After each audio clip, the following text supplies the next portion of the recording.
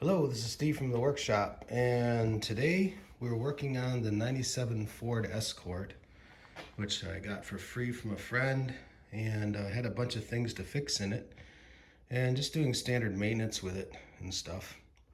I had a problem with the brakes, and the symptom was I'd come to a stop, the brakes would work okay, I didn't have anything leaking at all, but the brake pedal would slowly go to the floor. Now, and then I'd pump it up and it'd be fine. So it wasn't really a huge safety risk, but anytime you're working with brakes, you want to make sure they're working correctly. So obviously it need to be fixed. So I started trying to track it down. My first thing that I suggested might be the problem was the master cylinder. Now this is a 25-year-old car, it's a 97. So I don't mind throwing some money into old parts just to renew things, to make sure everything's good, especially with the brakes.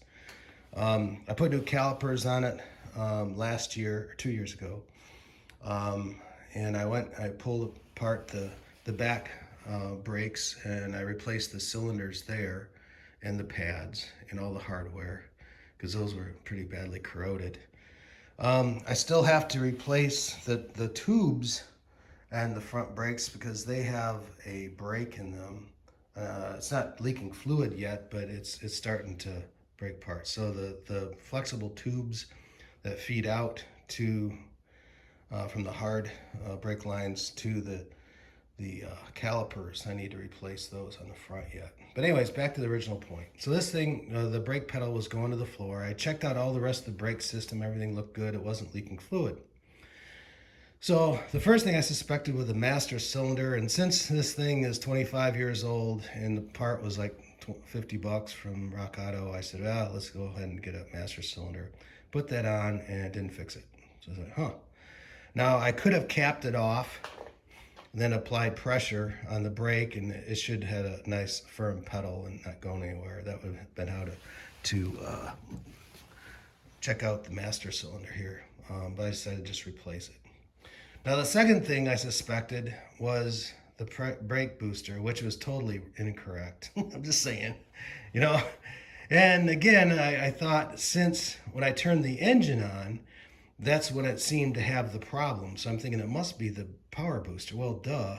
That was kind of stupid of me, actually, because the brake booster, what it does is it boosts your effectiveness to the system. So it actually is doing part of the work for you using vacuum to apply the brake. So it was effectively making the error more pronounced. So I'd turn on the engine and then it seemed like the brake pedal would go to the floor where it seemed like it wasn't otherwise. Well, if you press really hard on the brake with the engine off, it would go to the floor slowly. It just took a lot more effort because the brake booster was helping you out. So I replaced the brake booster and I didn't need to do that. To test out the brake booster is here, this gold thing now. And also I replaced the check valve, which is up here. Sometimes they have the check valve for the brake booster in here, but basically that check valve draws on vacuum from the engine, and it'll keep the vacuum in the brake booster so you have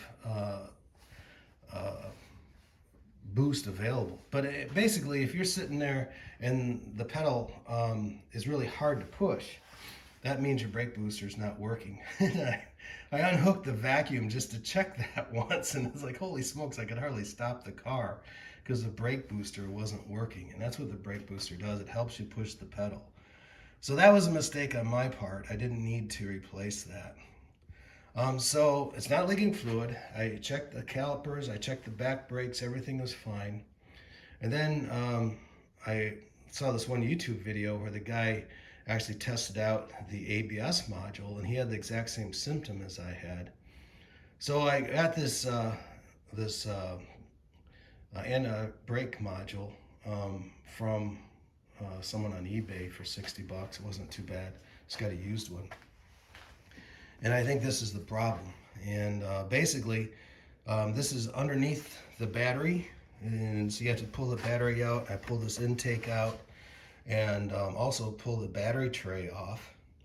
And I'll post a picture of what it looks like underneath that. But you have to take the battery and the intake module out to get at everything. and at least the battery and the battery tray. Um, and then you can see, now it's very difficult to get at this because there's six connections going in, six tubes going in, brake lines going into the ABS module, and those are a bugger to get to. I had to start at the top and work my way down, and then put them together at the bottom and work my way up. There's three mount bolts. There's one in the front, one in the back, and one on the bottom that hold the bottom underneath here, that hold the module in place. Those are easy to get to. But I also got in behind the through where the drive axle goes on the front left tire, and got some access to it from there to get help with the bottom connections down here. But it was a bugger to replace on this car, but the ABS module apparently was leaking fluid through it somehow, and that was causing the brake pedal to go to the floor. So when you're looking at brake issues and things like that, you don't want to screw around with it. You want to make sure you get things done right, and make sure things are fixed. In that case, I don't really mind replacing some items like the master cylinder. The brake booster, if I did it again, I probably wouldn't mess with. But the rear cylinders on the rear brakes, and the brake pads themselves and all the hardware, that needed to be replaced. And I still have to do the flexible lines on the front brake, because those are pretty bad corroded. I'll show you those in a minute.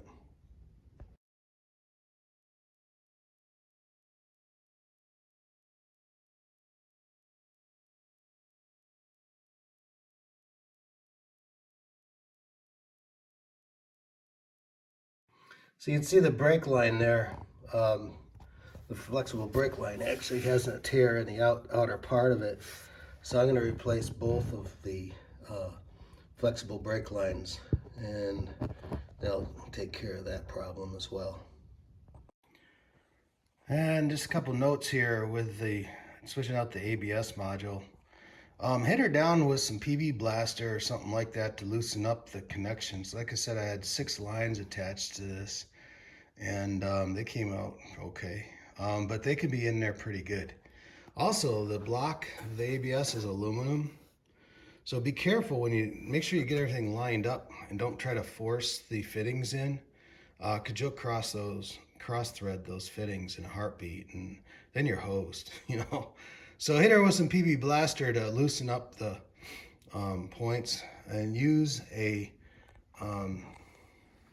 line wrench, which has it gets around the fitting better than if you use just a regular wrench, open end wrench. You'll probably strip out the outside of the fitting. So use a line wrench like this. It's a 10mm one that fit these, and you can see how it fits gets around the fitting a little bit better than a regular open end wrench. So yeah, good luck with that. I just took out the car for a test drive, and it did indeed fix the problem. The brakes held fine.